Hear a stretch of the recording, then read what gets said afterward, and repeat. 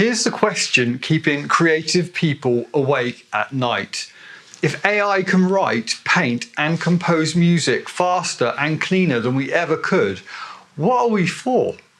Every day another algorithmic creation appears, perfect, polished and somehow empty. It looks like art, but it feels like copying. So when the machines can mimic everything we thought made us special, what's left?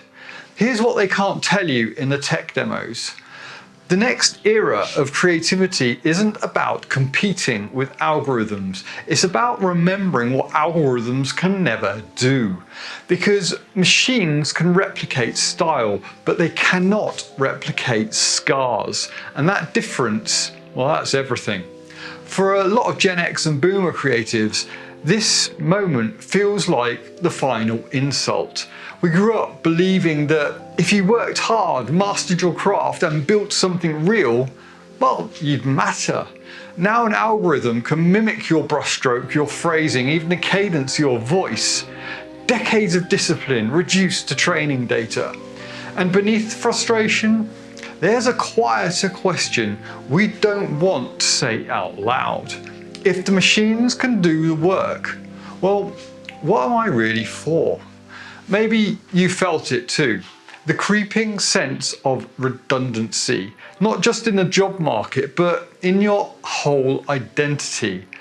The thing is, that question contains its own answer, because asking what am I for is exactly what machines cannot do. They don't wonder about purpose, they don't question their worth, they don't lie awake at 3 AM asking if any of this really means anything.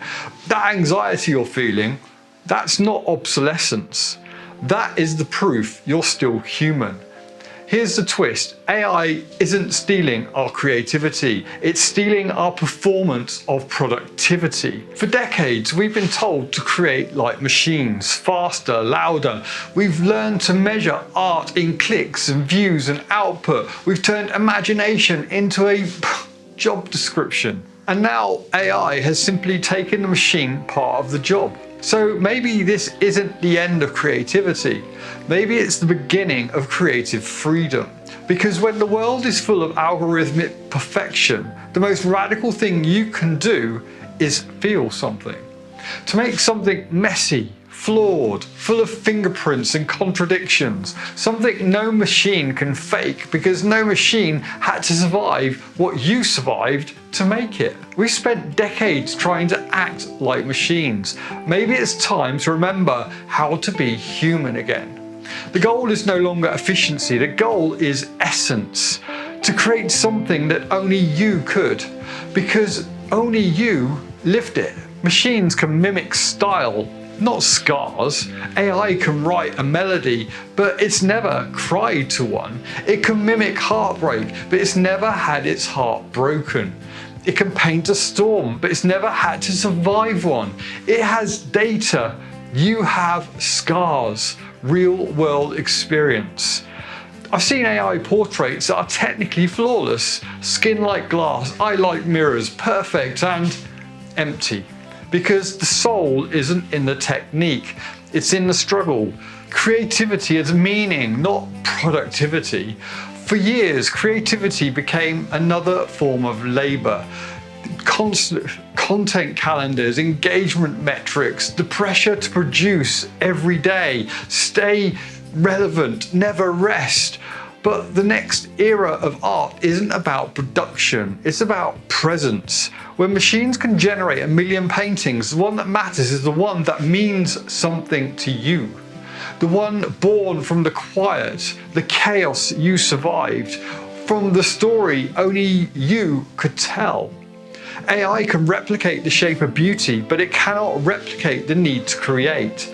That need, that ache to express, connect, and leave a mark is the most human thing we have left. Art as rebellion. In an age built on data, your story is your protest. Every song, every sketch, every line you write says, I was here.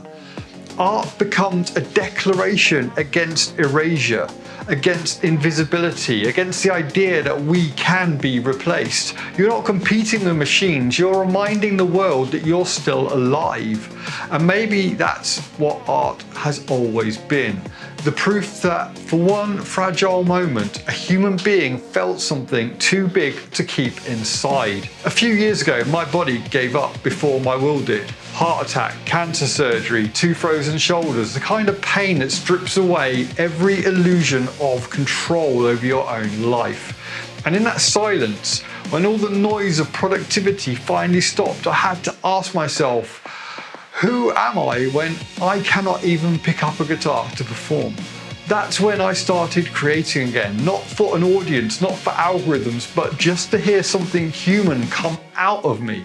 Some days it was just a few notes on a guitar until my shoulders gave out. Some days it was just breathing and feeling the world answer back. That was when I realized creativity isn't what I do, it's how I know I'm still alive. It's the pulse that proves there's still light on inside. AI doesn't need purpose, but we do. And art, even the smallest act of it, is how we find our way back to that purpose. If you've been measuring your worth by what you produce, stop. You're not a content machine. You're a living pulse, a messy feeling, miraculous work in progress. Your creativity isn't a task to check off a list. It's your heartbeat made visible. That's the human proof. So don't stop creating. Not for likes, not for clicks, but because it's who you are. Because in the age of AI, art isn't optional, it's essential. Every note you play, every brushstroke, every story whispered into the void is a declaration. I am still here. That's what it means to create like it matters. Not to impress a system, but to express a soul. The future is automated, but meaning is still human. I want to hear from you. What's one creative thing you believe only humans can do? Drop it in the comments. I read every one, even if I don't answer. And if this resonated, if you're ready to reclaim your creative voice in a world that's forgotten what humans are for, hit subscribe, because we're just getting started. Thank you for watching, and I'll see you soon.